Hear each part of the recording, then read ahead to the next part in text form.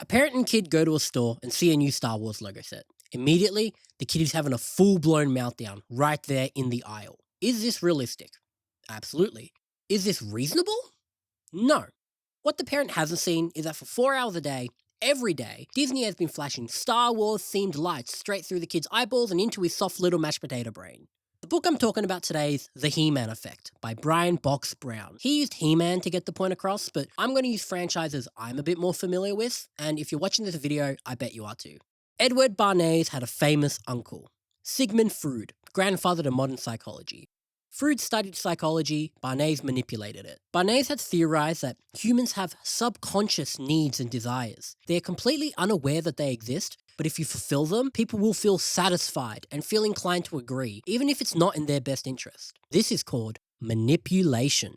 In 1917, President Wilson established the Committee on Public Relations. Their most successful member was Eddie. The committee was dedicated to making sure that every form of media was pushing the wartime message. This was radio, telegram, word of mouth, and most importantly, graphic imagery.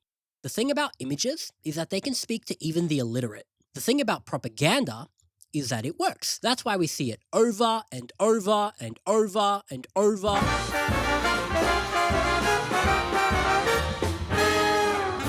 Mickey Mouse was one of the first ever Hollywood celebrities. People liked Mickey Mouse, and he was easy to put his face on things. More importantly though, unlike any other celebrity, Mickey Mouse will never die.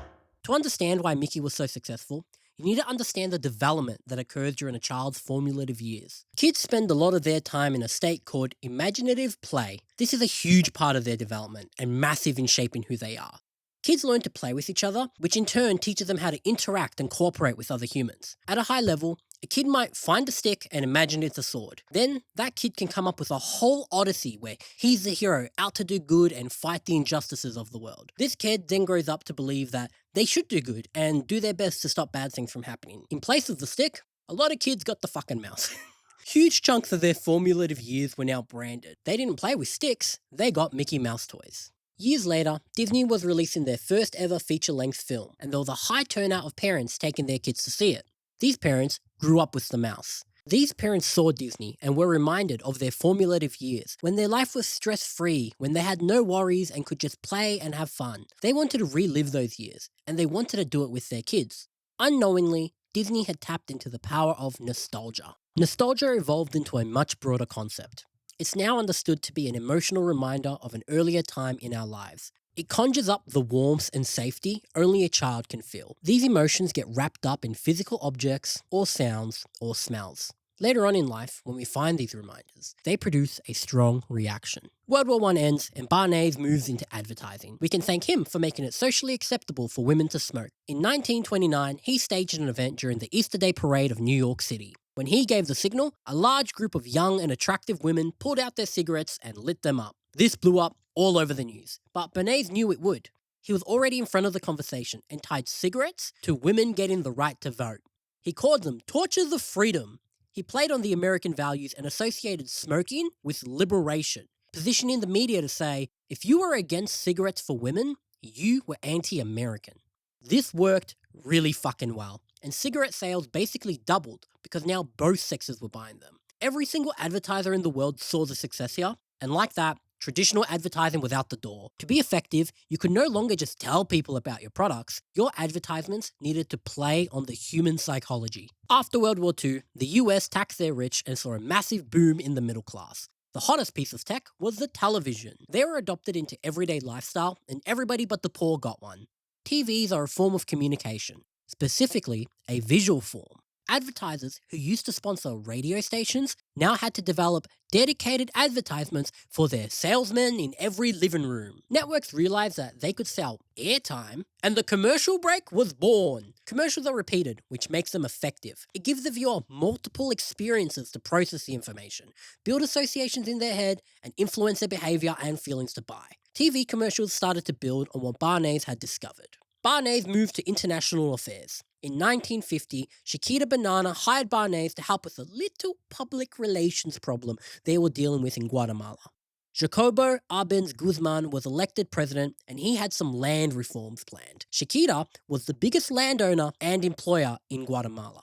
These land reforms were profit-threatening. Bernays spread the message of bananas, telling the public that buying bananas supports the military. Again, he pulled on the American values, but this time, he also mixed in a little bit of straight up fucking lies. He got his mates in government to come out with this message. Newly elected President Arbes of Guatemala is known to be a dangerous communist. He rage-baited the country, and the US government trained and armed a liberation army to overthrow him. This led to a 40-year civil war that killed over 200,000 people and disappeared 100,000 more.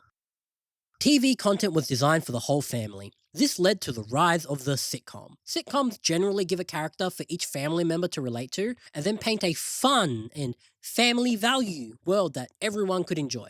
Cartoons hit the television in the late 50s, and one of the first to blow up was the Flintstones. This was so successful that they started to run reruns during airtime they couldn't fill.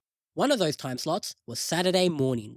As it turns out, kids love waking up early, and they really love cartoons. Executives realized that TV designed specifically for children might be financially viable. In 1969, Hot Wheels made a 30-minute special based on their toy brand. Literally, nobody liked this. Consumers watched it and thought, this shit's ass. Meanwhile, toy companies petitioned the FCC that this was unfair. This content should be treated as an advertisement because that's what it is. This gives an unfair advantage. The FCC agrees and tells Hot Wheels to fuck off. They don't know it yet, but every toy company just shot themselves in the foot.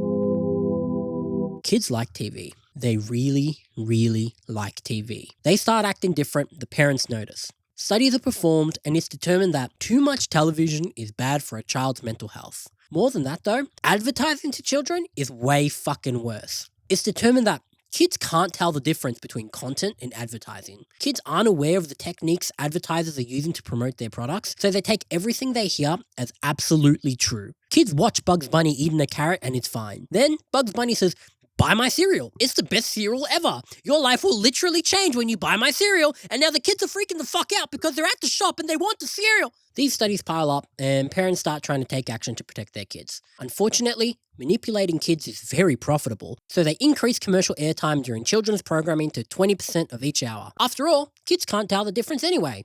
In response to this, a group of concerned parents formed Action for Children's Television, or ACT. What you need to understand is that they couldn't just Google the study showing the negative impacts on kids. This is before the age of instantly accessible information. The results were clear about how bad this was, but unless you were a part of the study or with the network, there was a very low likelihood that you would have seen them. Meanwhile, every time you turn on the TV, ACT is presented as censorship and anti-freedom. That's right. Using the Bernays special, network executives smeared ACT as essentially a group of Karens trying to protest. Unfortunately, the public did not take their side. Instead, ACT went to the FCC and petitioned for reforms like no commercials during kids' programming and no performers selling products during TV shows. Luckily, during this time, the government wasn't as openly corrupt as they are today. Seeing the results of the various studies, they actually did their job and protected the kids. With new FCC regulations, 3 drug companies were no longer allowed to advertise to kids. And then, everything changed. Star Wars was... It was Star Wars. You don't need me to tell you what Star Wars was. What's important though is that people were going to the cinemas multiple times to watch it. You can tell that this was in the past because going to the cinema didn't require a small loan. Star Wars merch blew up. Star Wars toothbrushes, belt buckles, shirts, posters, tape dispensers. Star Wars toys blew up more. Action figures, vehicles for the action figures. They made the toys smaller so they can make more of them and provide all these extra toys that you can buy to play with your other toys. Demand got so big that Kenner Toys outsourced production to Hong Kong. Hong Kong's labor laws, or lack thereof, allowed for massive cost-saving measures and allowed the company to pay staff less and have them work more. When workers demanded better pay, Kenner packed up shop and moved to mainland China. Workers lived in dormitories on site. This was mandatory. Unsafe work environments led to thousands of deaths a year building fucking toys. All the while, Kenner is pulling unprecedented profits from the Star Wars brand. Every toy company realizes that 16 minutes an hour is nothing anymore. Their ads need to be whole TV shows and movies based around their toys. But they can't do that because of Hot Wheels. But they think they should be able to make it. It shouldn't be treated as advertisement if it's content. Doesn't give anyone an unfair advantage. Hey, can we get our mate in office to help? Regulation stifles innovation, baby! Like Thanos snapping his fingers, Ronald Reagan sent a wave of deregulation all across the universe. All of those studies showing the negative impacts on a child's mental health? Ignored. The FCC regulations protecting kids? Gone. Under Reaganomics, heaps of industries were deregulated. The idea is that if parents didn't want their kids watching advertisements, they would make them watch a network without ads.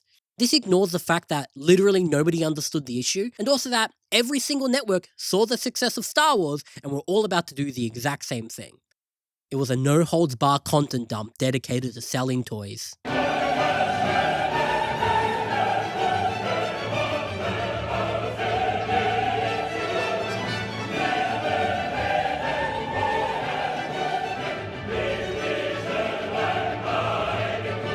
Syndicated animated TV shows were now daily. 22-minute-long advertisements for the brand, mixed in with 8 minutes of advertisements for the toys. He-Man's first-year sales topped $1 billion.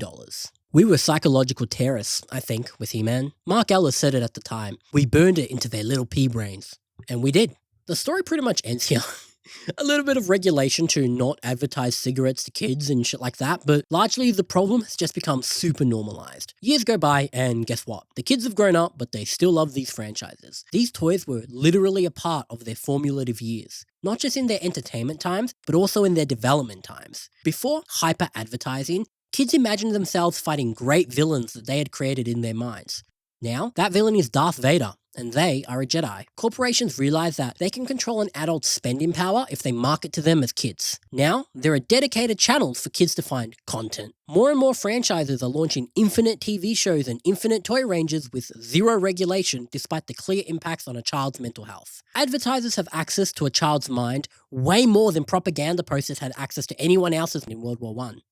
All content available is hyper-designed to sell merchandise, and a child is not developed enough to process that or even understand that it's happening. More and more, the impacts of nostalgia are downplayed, while also being a massive investment for all major studios. Basically, when I read the book, it became increasingly clear that the goal is cradle-to-grave brand loyalty. So, if you have a franchise that you've loved since childhood, and that reminds you of simpler and safer times, guess what? They got ya. Billions of dollars were invested to ensure that you feel that way. That's probably something we should talk about more. Another thing, I don't think I even covered like half the book. So if you want to know more, go read it. It's a graphic novel, so it's super accessible to read, especially when you have zero attention span. If you're a parent and you want to protect your kid, here's how you do it. If your kid loves the Ninja Turtles, maybe don't buy them a lot of Ninja Turtles toys. That's the difference between it being their favorite show and it being their identity. If this is in any way interesting to you, subscribe, because I have way more videos planned. I think my next video is going to be about Daredevil. I'm thinking of calling it, Does Daredevil Have a Hard-On for Violence? But I don't think the algorithm's ready for that. Anyway, peace out, tax the rich.